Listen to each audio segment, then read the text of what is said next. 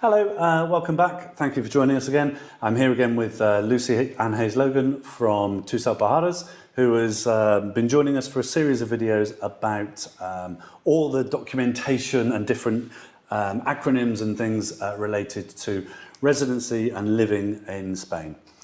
On our last episode, we talked about people who were here before Brexit with the green card. Today, we're going to talk about TIEs. TIEs, yes. yeah. TIEs are very new for us, at least. They've never really been issued for UK citizens because we've always just got the green piece of paper because we were part of the EU.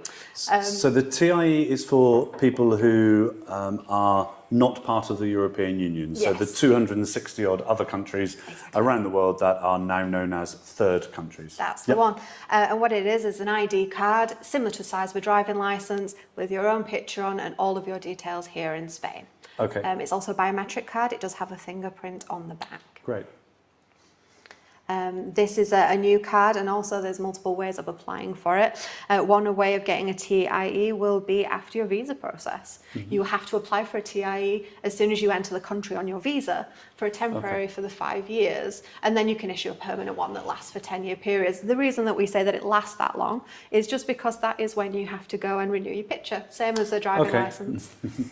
We haven't dealt with too many of those just yet because Brexit is still kind of new, and this card has only been around for us maybe about a year. Okay, so it is the same card though, just to clarify for those watching at home. The TIE card is the same card whether you were here and had residency before Brexit, you're applying for residency after Brexit, or you are from any of the other countries in the world that are not within the EU. Exactly. The TIE card is exactly the same for all of those. Exactly. TIE just stands for Tarjeta de Identificación Extranjera, which just means a foreign identification card. Great, okay. Is there anything else we need to know about the TIE? What I would suggest at the moment, we've seen quite a few comments in the forums that we're both quite active in trying to help people or guide people to finding some resolution to problems that they have. A few banks have had issues with green residencies. They're refusing to issue them. Legally, they should recognise them. The government has said that the green residency certificates are still allowed to be used, obviously because they're still being issued for European members. But we have had some issues with people who are British trying to use the green pieces of paper. So we'd recommend changing to a TIE, ideally as soon as possible, just to get ahead of the rush, just to avoid any problems in the future. At the moment, it's not obligatory, and I would like to reinstate, it's not obligatory, but it is highly recommended. Yes.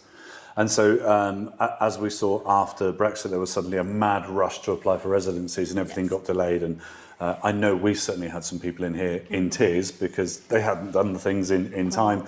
So while it's not obligatory today, as Lucy says, if you have an old green card, highly recommend transferring to a TIE now. It's a very simple process. It's not difficult at all. And a lot of questions I've been getting are, do I still have to prove funds? Do I have to prove medical care? The answer is no. You already proved that when you got your residency that you have medical care, you have sufficient funds to be in the country. So once you have that green piece of paper, well, the transfer to a TIE is very straightforward. Okay, that's good. And so those are for people with existing residency transfer to a TIE. Obviously, with new people coming in after Brexit or from other parts of the world as well, that's slightly different. I understand there's visas involved, which is going to be a whole subject on its own, I'm sure. So thank you for your time at home. Thank you for clarifying what a TIE card is. And for anyone else who is interested in visas and how to move to Spain after Brexit, tune into our next episode. We'll be talking about that shortly. Thanks for watching. Goodbye for now.